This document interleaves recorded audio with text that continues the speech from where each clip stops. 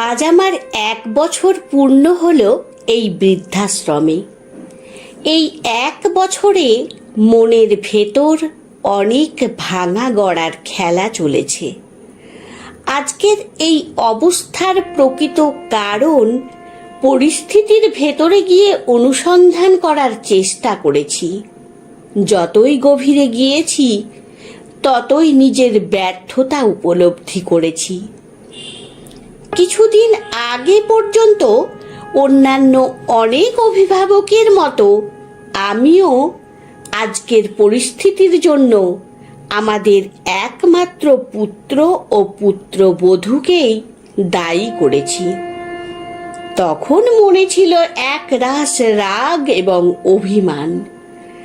আমাদের অর্থাৎ আমার ও আমার স্ত্রীর সঙ্গে আমাদের একমাত্র সন্তান যে অন্যায়টা করেছে সে ব্যাপারে সকলের কাছে ক্ষোভ প্রকাশের মাধ্যমে ছেলেকে ভিলেন তৈরি করে অন্যদের থেকে সহানুভূতি পাওয়ার চেষ্টা করেছি।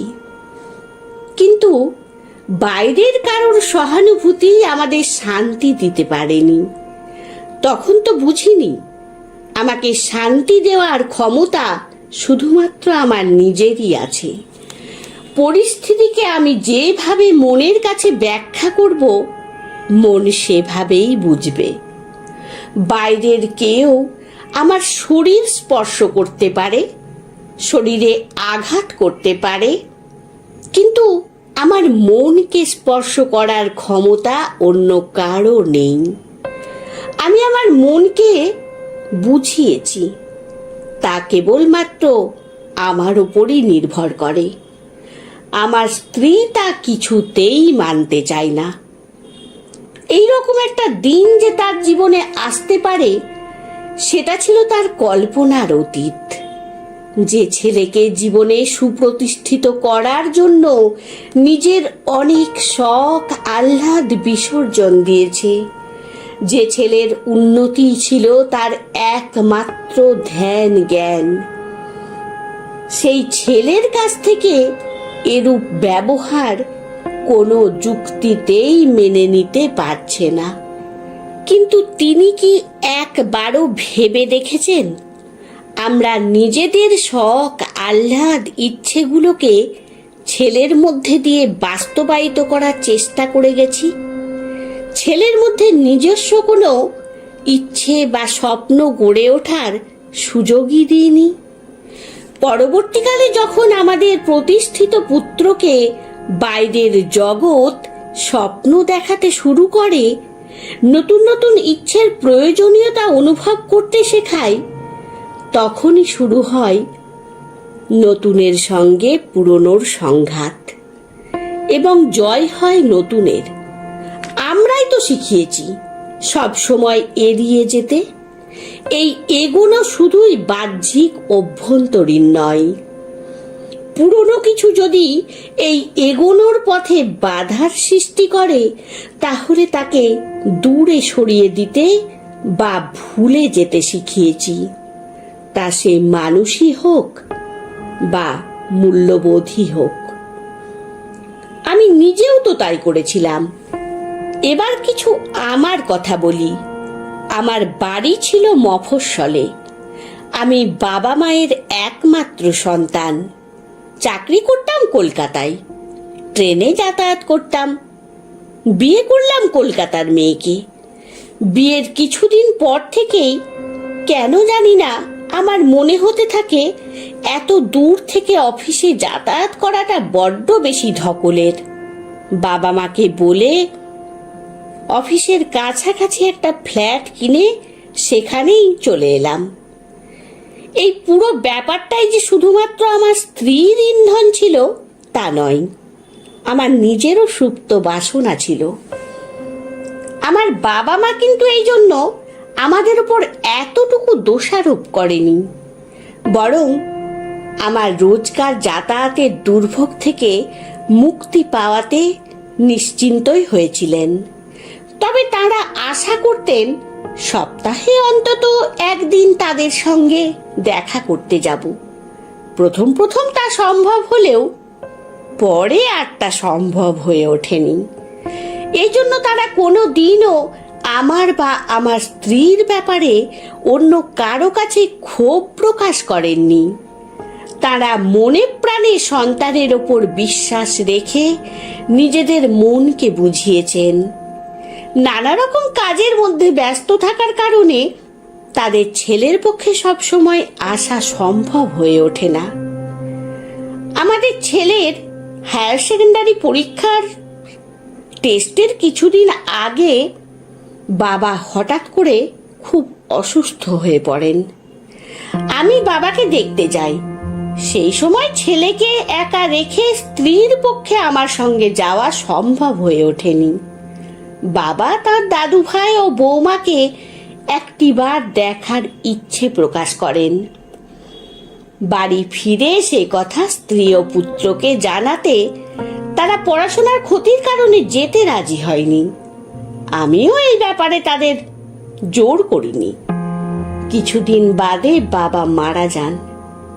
সেই প্রথম আমার মধ্যে একটা অপরাধ বোধ কাজ করে। আমার স্ত্রী পুত্রের মনে অবশ্য বিষয়টা বিন্দু মাত্র রেখাপাত করেনি। তাদের কাছে তখন পরীক্ষায় একমাত্র ধ্যান জ্ঞান।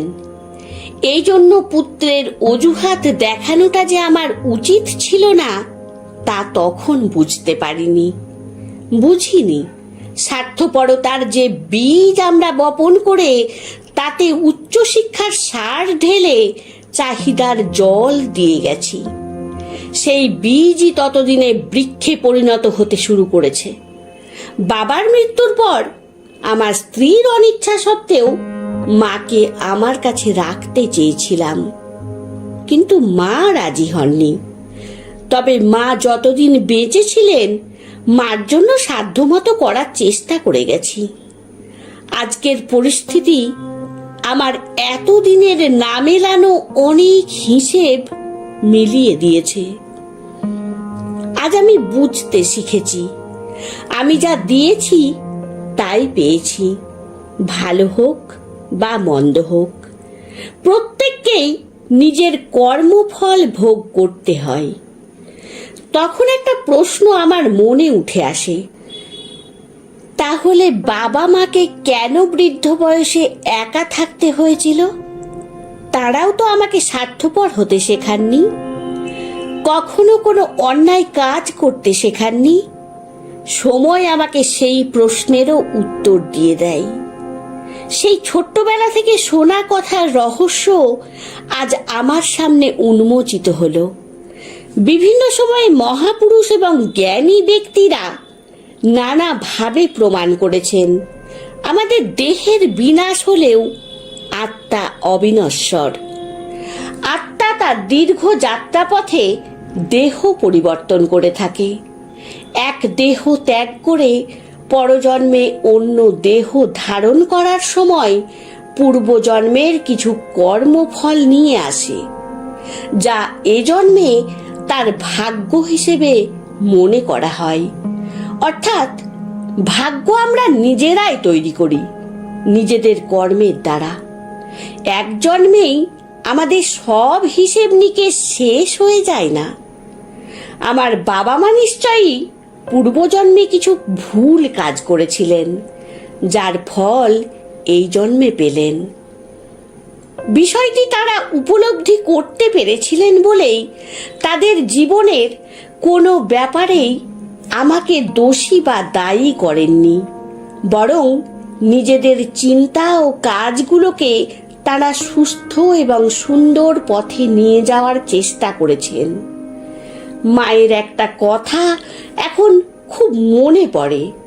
তিনি বলতেন, আমাদের প্রতিটি চিন্তা ও কর্ম এবং সেই অনুসারে প্রাপ্য ফলের হিসেব রাখেন স্বয়ং ঈশ্বর। তার হিসেবে ভুল ত্রুটির কোনো সম্ভাবনাই নেই। আমার তখন ঈশ্বর, কর্মফল কোনো কিছুতেই আগ্রহ ছিল না। মাও কোনোদিন তার বিশ্বাস বা ইচ্ছেকে আমার উপর চাপিয়ে দেওয়ার চেষ্টা করেননি। আমাকে স্বাধীনভাবে চিন্তা করতে শিখিয়েছেন। কিন্তু আজ জীবনের এই চরম সত্যিটাকে উপলব্ধি করতে পারছি। এখন আমিও তাদের পথই অনুসরণ করার চেষ্টা করছি। সত্যি বলতে কি, এই পথে চলে আজ আমি যে সুখ ও শান্তি পাচ্ছি, এত দিনে তা কখনো পাইনি।